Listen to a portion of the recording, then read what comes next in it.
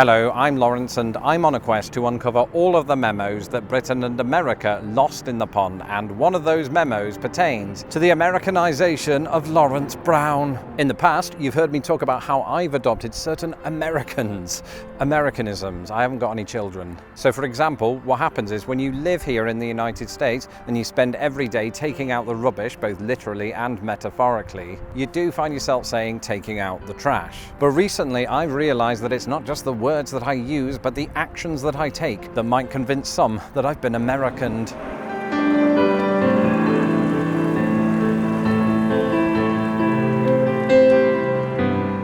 For instance, on the road this week, we stopped off at a gas station, see former use of petrol station, and as I got out of the car to walk to what was one of the most luxurious convenience stores of all time, I did that thing that Americans do where they walk through a parking lot oblivious to the fact that there is a car behind them trying to get out, and I didn't break any speed records in doing so. In Britain, where we don't want to be seen to be putting people out, this would be seen as quite rude, and we'd end up on somebody's bonnet, hood.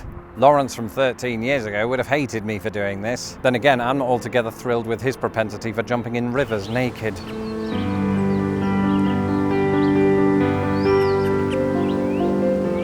Something else that might have baffled 2008 Lawrence Brown might occur in a park like this. You see, in my experience, particularly in the Midwest, it's not uncommon to walk through one of these parks, bypass a stranger, and have that stranger not only look you in the eye, but say the dreaded words, "Good morning."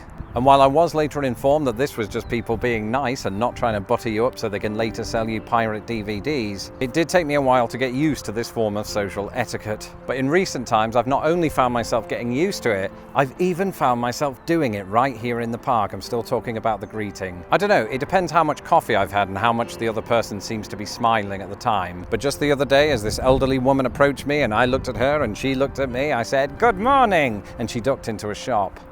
But there is something to be said for developing that shared sense of community, and I don't know what type of shop it was, they barricaded the doors.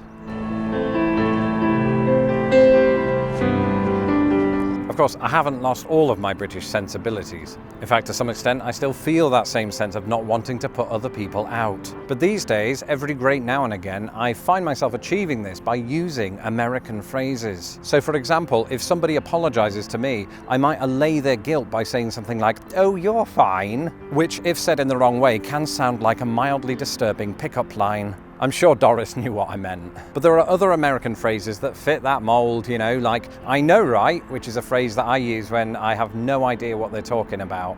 Or if somebody asks me if I can take out the trash, I respond with something like, "You bet," you know, even if it is the last thing I want to do. And if I'm not up to feigning such peppiness, I'll just respond with a single word answer, "Sure," just in an English accent.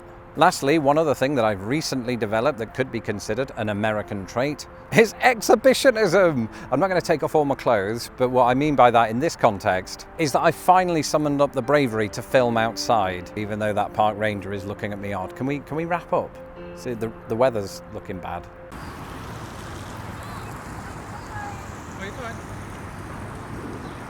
That's it for this episode. Let me know in the comments below some other American traits that you've noticed I've picked up. Be sure to follow me on Twitter at LostInThePondUS, and don't forget to subscribe to my channel so that my videos don't get lost in the pond. I know, we're almost done. I like your hat, by the way. A humongous shout out to all of my patrons who make these videos possible. If you would like to become a patron of Lost in the Pond, you can do so at patreon.com/LostInThePond. Until the next video, goodbye.